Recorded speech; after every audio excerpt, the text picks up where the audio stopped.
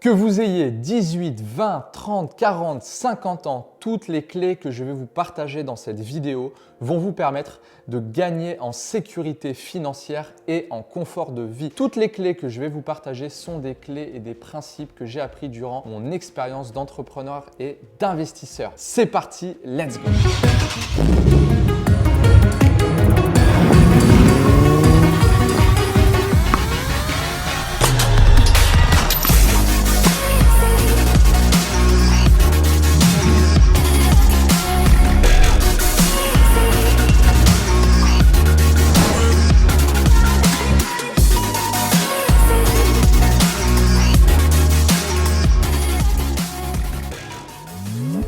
Pour ceux qui ne me connaissent pas, je m'appelle Alessandro Lambert, je suis le fondateur du club privé The Investor. Nous accompagnons quotidiennement nos clients à se sécuriser financièrement et à devenir libres grâce aux nouveaux leviers d'investissement. Avant de démarrer, n'oubliez pas de liker cette vidéo et de vous abonner à la chaîne ainsi que d'activer la petite cloche et d'être averti en temps réel des nouvelles vidéos. Alors, premier conseil financier. Alors ça, c'est, disons, un principe que j'ai appris il y a maintenant au moins un an et demi. Je ne l'avais pas trop compris avant, il m'a fallu du temps avant de le saisir. C'est le principe de vivre en dessous de ses moyens. Alors, qu'est-ce que ça veut dire?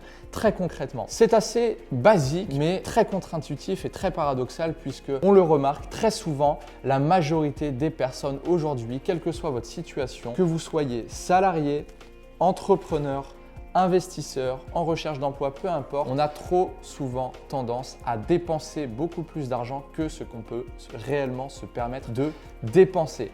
Concrètement, si vous regardez cette vidéo, vous avez peut-être un souhait de gagner en confort de vie, de gagner plus d'argent, de vous sécuriser, de vous protéger financièrement. Comprenez une chose, la clé pour atteindre et gagner une liberté financière réside dans l'application de principes universels. La finance, ce sont des règles simples à appliquer et celle-ci en est une première.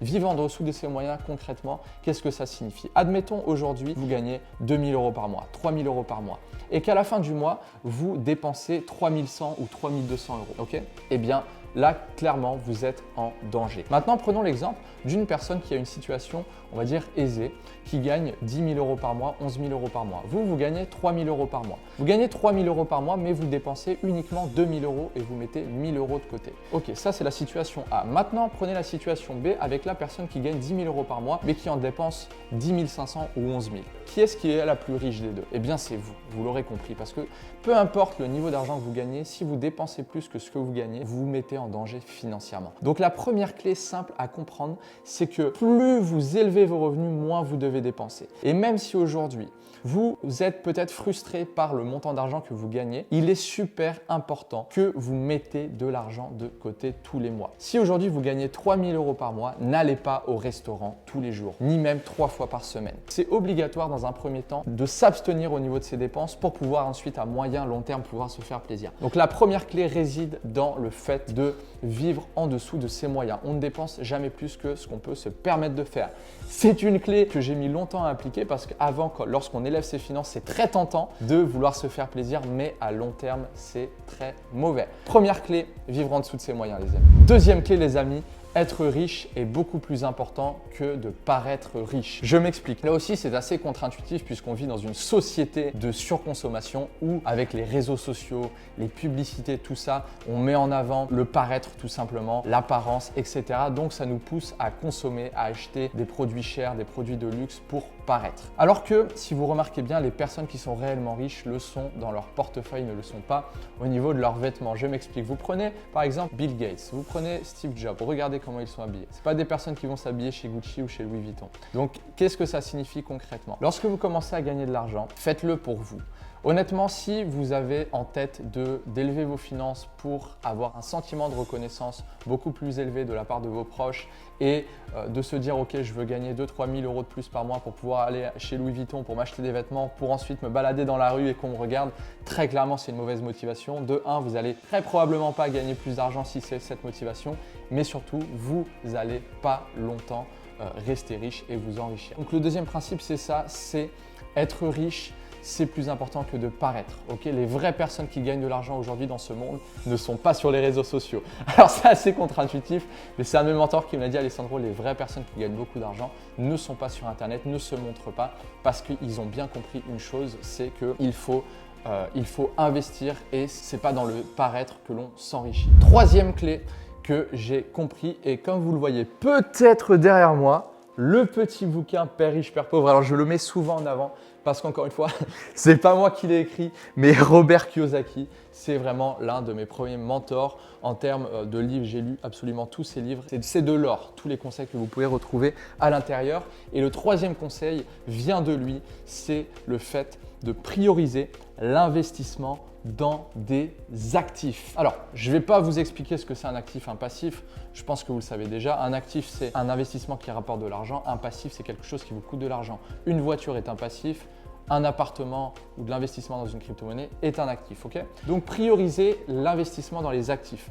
Pourquoi? Tout simplement parce que des actifs, comme je viens de vous le dire, va vous permettre de gagner de l'argent. Des actifs vont s'apprécier avec le temps et vous permettre de vous enrichir. C'est assez contre-intuitif, mais lorsqu'on commence à gagner un petit peu plus d'argent, on est tenté, encore une fois, de vouloir se faire plaisir. Et c'est humain, moi-même je l'ai fait à mes débuts, de partir en vacances, de s'acheter, je sais pas, des montres ou une nouvelle voiture. C'est tentant, je suis d'accord avec vous. Mais comprenez une chose, l'important ce n'est pas de gagner, c'est de garder et de rester surtout. Donc pour rester et pour garder, il faut investir très rapidement dans des actifs, accepter de vivre en dessous de ses moyens pendant un certain temps et pour ensuite se faire plaisir par la suite avec l'investissement des actifs. Comme une chose que je dis très souvent, c'est l'argent des actifs qui doit financer les passifs. Si vous voulez partir en voyage, si vous voulez acheter une nouvelle voiture, si vous voulez vous acheter, je sais pas, une super montre, ça ne doit pas sortir de votre poche, ça doit sortir de l'argent de vos actifs. Donc comprenez ce principe, investissez 90% de ce que vous gagnez dans des actifs pour bâtir votre liberté financière à moyen long terme. Maintenant, le quatrième principe qui est un principe assez drôle, encore une fois, assez paradoxal, puisque dans la société aujourd'hui, on remarque que encore la majorité des gens font cette erreur. Et je vais m'expliquer dans le fait que c'est une erreur. Le quatrième principe, c'est le fait de louer votre résidence principale. Pourquoi est-ce que je dis ça? Louer sa résidence principale, pourquoi? La plupart des gens aujourd'hui, leur rêve ou leur désir, c'est d'acheter, d'être propriétaire de leur résidence principale. Sauf qu'une résidence principale vous coûte de l'argent. Et là, vous allez me dire, ouais, mais Alessandro, moi, ma résidence principale, je vais faire un crédit à la banque, c'est la banque qui finance ma maison et puis de toute façon, c'est un investissement ma résidence principale puisque comme ça, je ne paierai pas de loyer. Ouais, mais non. Et non, elle est là justement l'erreur.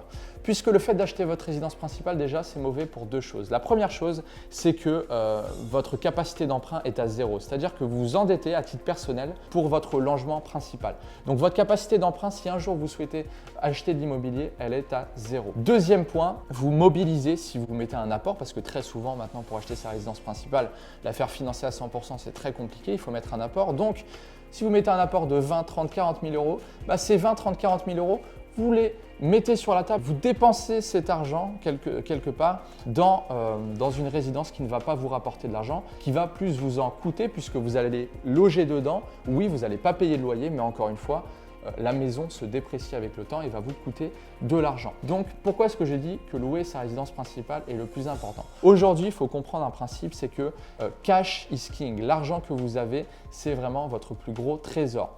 Donc, aujourd'hui, si vous avez besoin de vous loger, il est beaucoup plus intelligent d'un point de vue intelligence financière d'habiter dans une résidence que vous louez tout simplement parce que ça vous coûte une petite partie de l'argent tous les mois, qui est prélevé sur votre salaire ou sur vos revenus, mais ça vous permet à moyen terme d'investir la majorité de vos revenus dans des actifs. Et une fois que vous aurez des actifs qui vous génèrent suffisamment d'argent, là, à ce moment-là, on achète sa résidence principale. Moi aussi, un jour, je ne l'ai pas encore acheté, je souhaite acheter ma résidence principale, mais pas avec l'argent de la banque. Je l'achèterai une fois que j'aurai suffisamment d'argent cash pour mettre sur la table pour acheter la maison de mes rêves.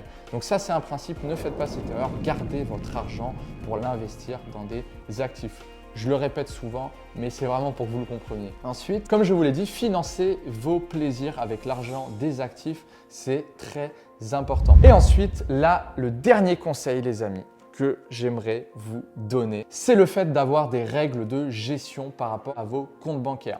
J'en parle souvent, je n'ai pas encore fait de vidéo à ce sujet, la règle des 6 comptes bancaires, le fait d'avoir plusieurs comptes bancaires sur lesquels tous les mois vous allez épargner et investir une partie de vos revenus. Le fait d'avoir plusieurs comptes bancaires, c'est très important pour plusieurs raisons. Déjà psychologiquement, le fait de ne pas avoir son argent uniquement sur un compte bancaire visuellement, eh bien, ça vous permet de moins être tenté de le dépenser. Ça, c'est purement psychologique. Donc déjà, premier conseil, c'est créez-vous 3 ou 4 comptes bancaires. Aujourd'hui, avec les banques en ligne, c'est possible, c'est très intuitif. Vous avez la possibilité de créer en moins d'une journée plusieurs comptes bancaires sur d'autres banques. Et moi, ce que je vous conseille de faire, c'est ce que je fais à titre personnel. Tous les mois, sur la majorité de mes revenus, je répartis sur plusieurs comptes et chaque compte a un but et un objectif principal. Un qui a pour but de créer de la liquidité disponible, donc de l'épargne en cas de problème, et d'autres comptes qui ont pour but d'investir dans différents piliers, bourse, crypto-monnaie, investissement sportif, etc. Vous connaissez. Donc le fait d'avoir une gestion stricte de vos finances est super importante pour bâtir votre sécurité et votre liberté financière. Alors, j'ai souvent cette objection et je vais vous le dire, c'est Alessandro, j'attends d'avoir de l'argent avant d'appliquer ces règles. Eh bien non.